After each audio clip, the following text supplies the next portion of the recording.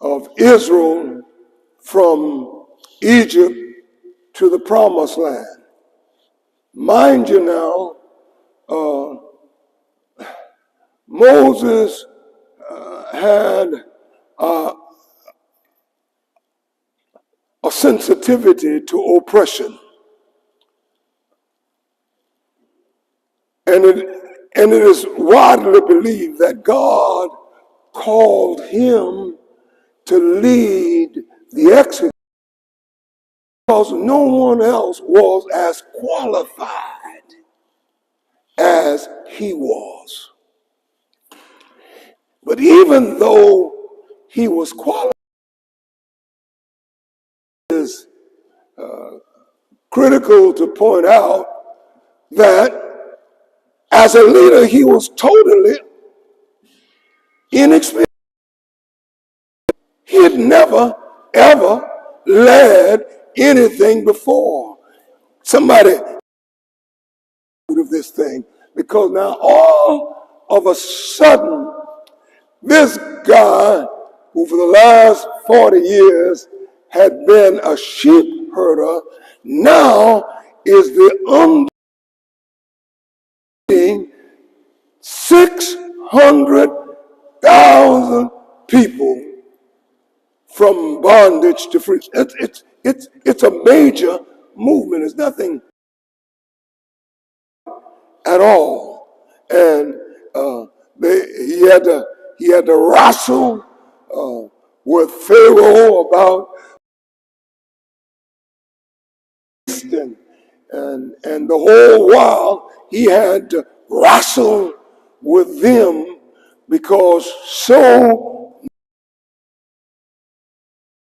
had a back to Egypt mentality. Unfortunately, but everyone who needs leadership does not really appreciate leadership. Everyone who needs leadership embrace leadership. And so many of the people just continued to object, and we were better than to die out here where we don't have a cemetery. That mentality existed. Well, as he struggled to lead them forward, here comes his father-in-law, Jethro, who is bringing his wife and his sons, okay?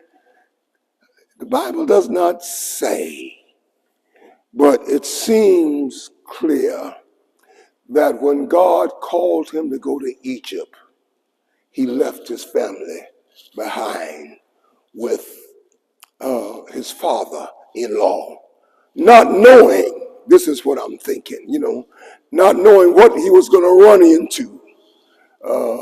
For their protection and preservation, he left them behind. Now, they are making some steps toward the promised land, and his father-in-law brings his family to him to join him on the trip to Canaan. While he is there, he observes the routine. He noticed that Moses is preoccupied all day, every day, listening to the complaints of the people and judging among them. He's an older man. He's an agribusiness person. He is the owner of a major plantation. He is a manager with a whole lot of experience. He did not come to criticize. He didn't come to criticize, but through observation, he noticed what was going on. And he said to Moses, this thing is not good for you or for the people. You know, you're wearing yourself out to a frazzle. You'll be dead before long if you keep it up at this pace. And you'll leave this people